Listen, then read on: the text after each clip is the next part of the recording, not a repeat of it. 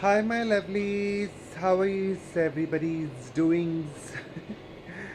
uh, yes, I just thought to come and make another video. So the date is coming closer, and my anxiety is hitting the roof. Finally, I met my psychiatrist on Saturday, and she gave me a letter of psychiatric clearance, which was very important. Um, so that's one thing done. Tomorrow or day after, I have to call another doctor and get another letter of clearance. And then 3 days before the surgery, I have to do the COVID test. So I think I'm almost set. I have already given my clothes for stitching. What I'm gonna wear post-op, because they're most gonna be like what do you say?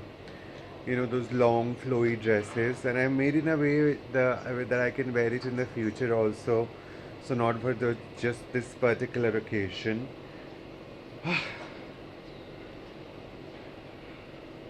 I sometimes feel that I always have this problem, and people always tell me, Mehak, that why do you keep so much of expectation from people? Like, why do you feel that people you think who are your friends are going to stand by you whenever you need them, because they're still your friends and not your family.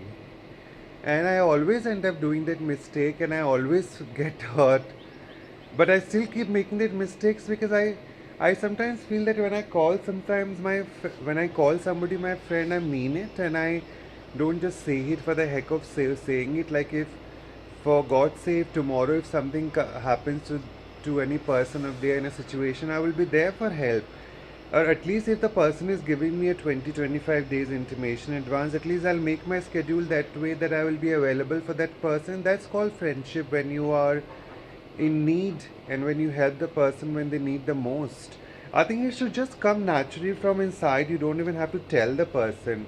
I went out of my way and I reached out to my friends who I thought were the closest and they would probably help me, but I was kind of sad and disappointed. But then I told Mehak that it's your surgery.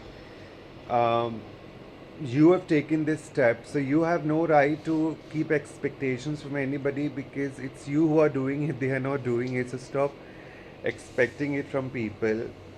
The doctors asked me also not to smoke a week before the surgery, so from yesterday I'm not smoking. And trust me, being a chain smoker is having a lot of side effects with me going out of breath, headache, feeling very nauseous, anxiety is kicking in, just not feeling very great. But thankfully, I reached out to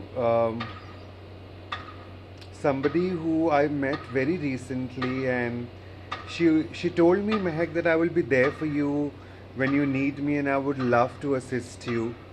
But I was in second thoughts, and that's why I did not reach out to her. But today I reach out to her, and she just said that I'm there. Don't worry, Isabel. I love you, and I thank you so very much for showing that support and telling me that you're going to be there with me, because I think I could have still been able to do it myself also. I don't know what challenges would have been there, but knowing that you're going to be there and you've taken some responsibilities in looking out for a nurse, a person who can help me with the sponge bath and other thing, takes so much of my chest and so much of my load of my head. I'm trying to get the infrastructures in place. I try to call the bank in the morning to see how much cash I can, use in one day, because I've never used so much of cash transaction in one day. So doing all these things on the back end, and hope everything goes for the best. Once again, Nisa, thank you so very much, and I love you for everything what you're doing.